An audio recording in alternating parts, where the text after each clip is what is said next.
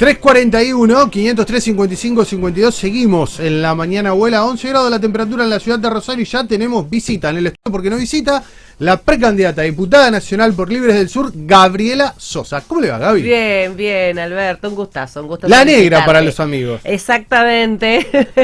Acá estamos, agradecida por el espacio, Alberto. Bueno, arrancando una semana, en realidad continuando una semana, tuvieron un fin de semana agitadísimo porque estuvo, obviamente, el precandidato a presidente por Libres del Sur aquí en Rosario este sábado. Sí, efectivamente, hicimos un almuerzo con la militancia, con representantes también de distintas localidades de la provincia, donde Libres del Sur tiene representación, así que nos visitó Jesús, que tuvo también un encuentro con Leonardo Caruana, precandidato a concejal, ya candidato, mejor dicho, a concejal de la ciudad. Y también tuvimos la visita de quien nos está acompañando con el voto y con la propuesta política, que es Carlos del Frade. Así que estuvimos con Jesús, con Carlos, con Leo este fin de semana y con compañeros y compañeras que están ya en las últimas semanas organizando cosas para que el 13 de agosto esté todo ok para votar por la boleta 40. Boleta 40, la que te posiciona como diputada, precandidata a diputada nacional. ¿Qué lista fuerte? Jesús, vos, Del Frade, Caruana, Sofi. Claro, efectivamente. Hicimos una experiencia en las elecciones locales, donde Libres del Sur es parte de una alianza que se llama Frente Amplio por la Soberanía y que nos fue muy bien. Carlos Del Frade pasó a las generales con a su liderazgo, ¿no? Y este armado que encabeza la lista logra pasar con una muy buena... si bien todavía no terminó el escrutinio definitivo, pero con una muy buena cantidad de votos, que nos pone con posibilidades, por supuesto, de más de un diputado en la Cámara. Y en Rosario era la primera experiencia de Leo, no la de Sofi, pero sí la de Leo Caruana, y también nos fue muy bien, así que si tenemos posibilidades, y creo que con más participación electoral en las generales, vamos a estar también metiendo concejales en Rosario. Y de alguna manera es lo que nosotras desde Libres del Sur queremos también construir, ¿no? Una alternativa política a esta corrida hacia la derecha de los grandes espacios políticos de la Argentina, ¿no? Jesús dijo el sábado, en la Argentina hace falta una dirigencia comprometida con los intereses del pueblo que garantice trabajo, alimento, vivienda, educación, salud, seguridad, paz para todas y todos. Efectivamente. Hoy, lamentablemente, los candidatos tantos de Juntos por el Cambio como del Partido Justicialista, del Kirchnerismo, ofrecen una sola alternativa que es, bueno, ya tenemos acá nomás, ayer o antes de ayer, se estuvieron definiendo cuáles son los mandatos del Fondo Monetario Internacional respecto a impuestos. Tiene que ver con las condiciones que tanto a Larreta, a Bullrich, a Massa le pone el Fondo Monetario Internacional y eso condiciona al pueblo, ¿no? Entonces, todo eso, esas recetas implican recorte de derechos. Jesús y yo, por supuesto, estamos en la vereda de enfrente de esos referentes que solo les interesa el pago de la deuda externa y no de la deuda interna que hay con el pueblo argentino. ¿Te queda ahora? ¿Hasta cuándo? El 10 de agosto termina la campaña. Termina la campaña. Y hay propuestas muy marcadas. Sí, por supuesto. Como te decía recién, a la hora de llegar al Congreso, creo que voy a tener 2 o 3 medidas en la primera semana nomás de proyectos, ¿no? La primera es esto que te decía recién relacionado al Fondo Monetario Internacional. Suspender el pago de esa deuda fraudulenta, pedir también la investigación sobre esa deuda e identificar a los responsables de quienes cometieron ese fraude y sancionarlos, por supuesto. Eso va a ser un proyecto. El otro proyecto está directamente relacionado con mi militancia feminista y que ya hemos estado presentando en el Congreso de la Nación la semana pasada, que es por tercera vez el proyecto de emergencia en violencia de género en la Argentina, y que si me toca estar, por supuesto, ya en las bancas del Congreso, voy a impulsar que se debata, porque ni en el gobierno de Macri, ni en el gobierno de Alberto hubo la voluntad política, más allá del cartelito ni una menos, que todo el mundo se pone. ¿Cómo puede ser eso? Creo que hay una cuestión necia de no reconocer el problema, porque les significa un impacto negativo en la política.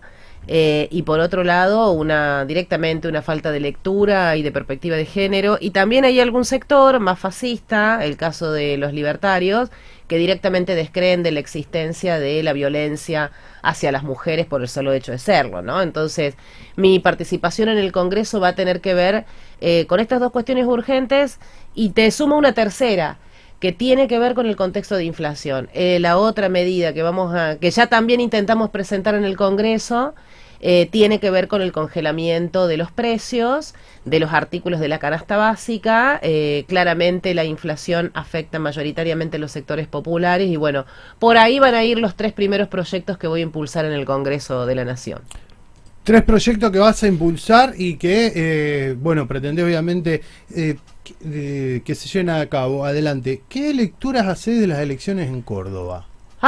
Córdoba, siempre tiene su particularidad, ¿no? Tenés como una especie de... Yo soy cordobesa, adoptada por Santa Fe, ya hace más de 20 años que estoy acá. Sí. Tiene una composición, Córdoba, a pesar de que también es un pueblo guerrero, el cordobés, sí, efectivamente, en las últimas décadas, el peronismo conservador, muy similar a lo que lleva adelante Perotti, gestiona.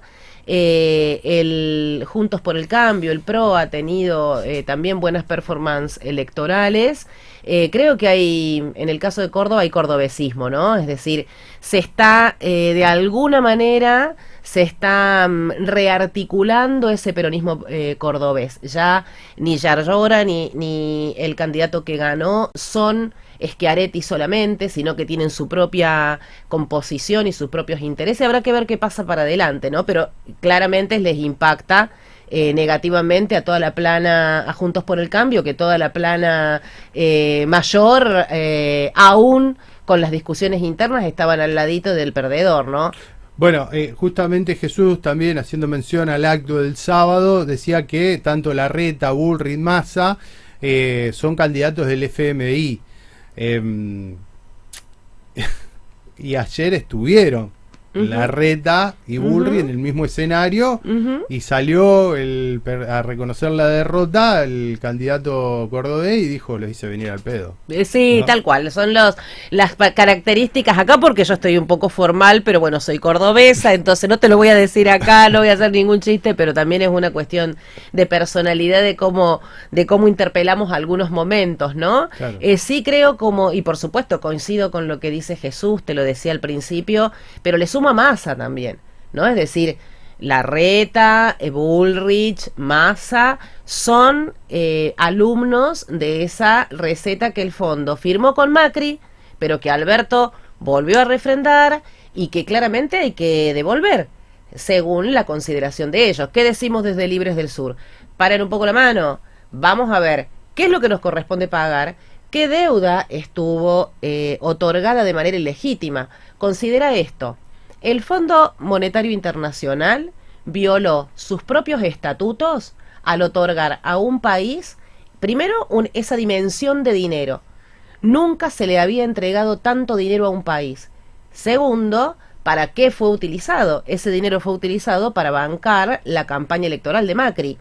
Por lo tanto, y por otro lado, es un monto que un país de las características económicas como la nuestra no puede devolver. Esos son 3 motivos que ya hubieran impedido que un organismo como el FMI otorgara el crédito. Sin embargo, lo otorgó, es decir, fue un crédito otorgado por una definición política del gobierno de Estados Unidos para zafar las elecciones de Macri. Macri pierde y Alberto luego, junto con Cristina, porque esto, si no hubieran habido un acuerdo para la firma, no hubieran aceptado seguir pagando esa deuda. Bueno, las consecuencias las tenemos ahora y van por más.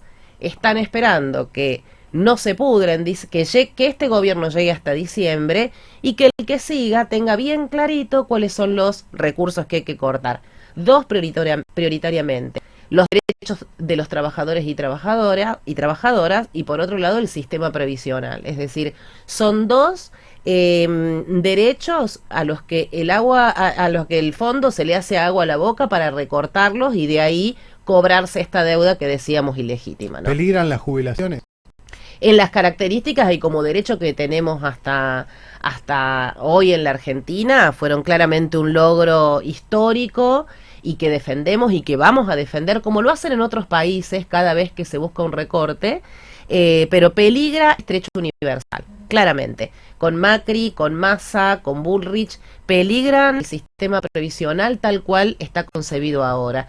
Hay una visión del FMI que lo dice en sus documentos, es focalizar el derecho, ¿no? Es decir, ubicar a quiénes son aquellas personas que tienen determinadas características para las cuales sería otorgable la jubilación y qué otro universo no, por lo tanto ahí evitan que esto sea un derecho para todos y todas y que vaya exclusivamente a una porción minoritaria, ¿no? Gaby, dijiste también, llevaré al Congreso Nacional iniciativas que aporten una vida sin violencias. ¿Cómo te imaginás un Rosario sin violencia? También vas a ser diputada nacional. ¿Pero en qué te vas a enfocar? Bueno, dos aspectos te decía, ¿no? Recién te nombraba la violencia de género como un fenómeno de la Argentina, que es necesario declarar la emergencia, poner más recursos. Ahora, en Santa Fe tenemos más muertas por otros motivos, es decir, que por el machismo.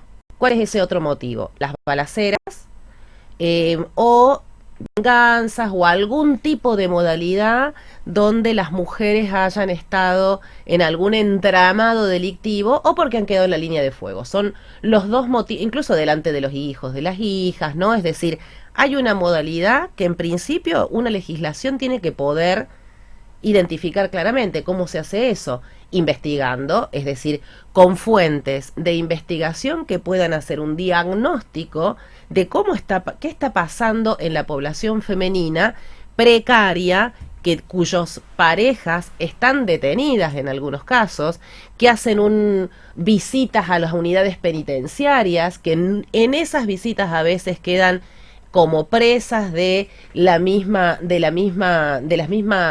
entramados delictivos. Es decir, ¿qué hace falta, creemos nosotros? Primero, que el gobierno nacional no mire para un costado. Acá pareciera que el problema del narcomenudeo fuera un problema local, fuera un problema solo de Santa Fe. En todo caso, seguramente en la provincia de Buenos Aires se vive una situación similar con otros emergentes, ¿no? ¿A qué voy? Que es necesario iniciativas legislativas que den garantías de una articulación nacional, provincial y, por qué no, municipal, que vaya a observar el fenómeno, a otorgar mayores recursos, a otorgar posibilidades también de una investigación con mirada de género y derechos humanos, y que en alguna instancia también, vos fíjate, y vos, Alberto, trabajás estos temas, ¿no? Sí. Los eslabones que caen, o sea, las víctimas que caen, son los eslabones más precarios. No caen los narcos que compran las torres en las zonas cerca del río. Caen los eslabones más precarios de las cadenas delictivas. Bueno, yo digo que con este cargamento, antes del Mundial o premundial, que decomisaron, que iba a Qatar, sí, fueron los monos, que yo no me lo imagino aquí ese cantero hablando en catarí, con un jeque árabe o con el mono de allá, acá, y hubo gente con conocimiento. Totalmente. Los monos lo estarían cuidando a eso, nada más, pero no creo que tengan la logística ni la habilidad para transportarlo hasta allá, y allá que lo reciban otra gente, ¿no? Pero por supuesto, ahí hay una mano de empresario. Por supuesto, a la par de estas iniciativas que van de alguna manera plantean la seguridad en términos de género y de derechos humanos, y por eso marcaba la cantidad de víctimas, también es necesario dar otros debates que también afectan a esto, a este fenómeno de la violencia. ¿Cuál está siendo el debate en relación a las vías navegables, por ejemplo? ¿Cuál es la medida que va a generar el gobierno nacional y que debería generar en principio para recuperación de nuestro río y de nuestros recursos naturales? En eso es otra de las consignas que trabajamos con Jesús. Pero convengamos que mientras estuvo con la explotación de la hidrovía, claramente pasaron por esos terminales portuarias y por ese río toneladas toneladas de droga sin que se pudieran identificar, salvo que por alguna circunstancia haya habido una necesidad de mostrar de que se descubrió un cargamento. Pero eso, cuando uno dice la recuperación de los recursos naturales, no solo afecta por una cuestión hasta ideológica y de soberanía, sino también tiene que ver con el impacto en la seguridad. Si vos tenés control sobre tus ríos, si tenés control de que aparte de tener ganancias, ¿no? Que no las ganancias no se lo queden los países extranjeros por esos peajes que se cobran en el río Paraná, pero si además controlas la carga, seguramente, y con voluntad política y con decisión, seguramente limitaríamos el desarrollo de este fenómeno del narcotráfico. Gaby, como para que lo entienda doña Rosa o don Carlitos, la violencia de género en muchos casos se da cuando una mujer es sometida físicamente o a golpes, como sea, por su pareja. Y muchos te agarran y te dicen, ¿y por qué no se va? Sí, primero te aclaro, pueden ser violencia física, puede ser violencia también psicológica, puede ser violencia económica, violencia sexual y también puede ser violencia en el espacio público, ¿no? Política. Son dos tipos de violencia que ingresaron y que enriquecieron la ley de violencia de género, ¿no? Es decir, se puede expresar el machismo desde ese tipo de violencias que te fui mencionando. ¿Por qué no se va? Porque hay una dinámica de la violencia machista donde el agresor trabaja psicológicamente con la víctima. Primero, seguramente es el principal proveedor económico de la familia, porque también probablemente le haya negado la posibilidad de la autonomía económica a la mujer, le haya impedido ir a trabajar, por ejemplo. Estamos en un círculo que es difícil cortar y que mientras está en esa relación violenta el agresor trabaja y opera psicológicamente diciéndole que ella no va a poder formar otra familia, que ella es gorda, que es fea, que nadie la va a querer, que probablemente ya con nadie pueda rehacer la vida. Es decir, hay un trabajo de sometimiento psicológico que daña y a la par una vinculación y una dependencia económica donde muchas veces ellos son los proveedores de una familia que donde hay niños, por ejemplo. Entonces el principal límite aparece en esos dos elementos. Si las mujeres estuvieran acompañadas por políticas que le garantizan su autonomía económica en principio, que pudieran decir, bueno, hasta que la justicia resuelva sacarlo al agresor de la casa, yo me puedo ir a alquilar, seguramente tendríamos una cantidad menos de violencia doméstica, en principio. Segundo, si hubiera organismos, dispositivos bien cercanos y accesibles de acompañamiento psicológico, seguramente, porque si bien hay en la ciudad de Rosario una gran trama que se construyó de centros de salud, la dimensión de la violencia es tan grande que no te alcanza todo el dispositivo municipal. Imagínate en la provincia de Santa Fe. ¿No? Entonces son dos elementos que justamente los pedimos en el proyecto de emergencia que te decía hace un ratito. Te iba a decir, por eso es el proyecto de emergencia que siguen negando. Fuiste subsecretaria de Política de Género en el gobierno de Miguel Lifchi. Abrieron, yo iba a decir puntos violeta, pero no es punto violeta, eran como casas violeta. ¿Qué nombre tenía? No recuerdo bien yo. Sí, en realidad, sí, efectivamente fui parte del gobierno de Miguel Lifchit. En nuestra gestión lo que hicimos fue garantizar una red de casas de protección. Casas de protección. Y es más, discutimos bastante lo de los puntos violetas. No estamos de acuerdo con esa gestión de Perotti, ¿no? Pero... Claro, me confundo los puntos violetas lo de Perotti. Sí. ¿Cómo era el nombre que tenía? Una red de casas de protección para mujeres en situación de violencia de género. Que desde el gobierno provincial dialogaban con cada presidente comunal y cada intendente. Exactamente. ¿Es verdad que tenía presidentes comunales y algunos intendentes que se resistían a esto? Sí, eso efectivamente era tiene para que ver justamente todo esto que estamos hablando, de la violencia, ¿no? Sí, yo creo que de todos modos, paulatinamente fue creciendo el interés de presidentes comunales e intendentes en el abordaje de la violencia machista. Ten en cuenta que esto, no la violencia por supuesto, desde machismo existe la violencia de género. Sin embargo, desde el 3 de junio del 2015 se puso sobre la agenda mediática, sobre la agenda política. Desde ese momento hubo cada vez mayor necesidad por parte de los estados de hacer algo, porque si no les impactaba negativamente. O sea, lo que al principio negaban los intendentes, que era tener políticas para atender la violencia de género, en la medida que fue avanzando también la lucha feminista y fuimos poniendo esto sobre la mesa, ya le fue difícil decir a un intendente, miren, nosotros acá no vamos a hacer nada. Así que bueno, creo que eso fue una conquista. Había resistencia al principio, pero luego pudimos hacer un montón de cosas. Gaby, 13 de agosto la fecha. 13 de agosto son las elecciones. ¿Por qué la gente tiene que ir y buscar tu boleta y ponerla en el sobre junto a la de Jesús y en la urna? Sí, en primer lugar, te digo un par de cosas, ¿no? En primer lugar, porque somos la única alternativa por fuera de estos espacios que quieren seguir los lineamientos del Fondo Monetario Internacional, por lo tanto, que van a seguir ajustando. Es decir, ¿cuál es la alternativa? A los alumnos del FMI, Libres del Sur. Jesús Escobar, Gabriela Sosa, diputada nacional. Si querés votar una alternativa, si querés vivir diferente, tenés que votar diferente y hay que votarlo a Jesús para que llegue a las generales y a mí también, ¿no? Y por otro lado también para de alguna manera valorar esto que hicimos con Wiener en su momento, que hicimos también por supuesto con Miguel Lipchitz, que es plantear las posibilidades de una gran alternativa progresista y popular en la Argentina. Es una lástima que eso no haya podido tener continuidad. Nosotros creemos que hay que seguir esa tradición. Lo que hizo Wiener con el Frente Amplio Progresista en su momento y que tuvo una gran recepción, en este momento sería importantísimo tener esa herramienta. Nosotros seguimos creyendo en eso, así que vamos a sembrar por ese lado. Te agradezco mucho, Gaby. Seguramente nos vamos a seguir encontrando de acá hasta antes que comience la veda. Bueno, te agradezco mucho por el espacio y bueno, saludos a todos los oyentes y todas. Un abrazo grande. 341-503-5552. Seguimos de esta forma.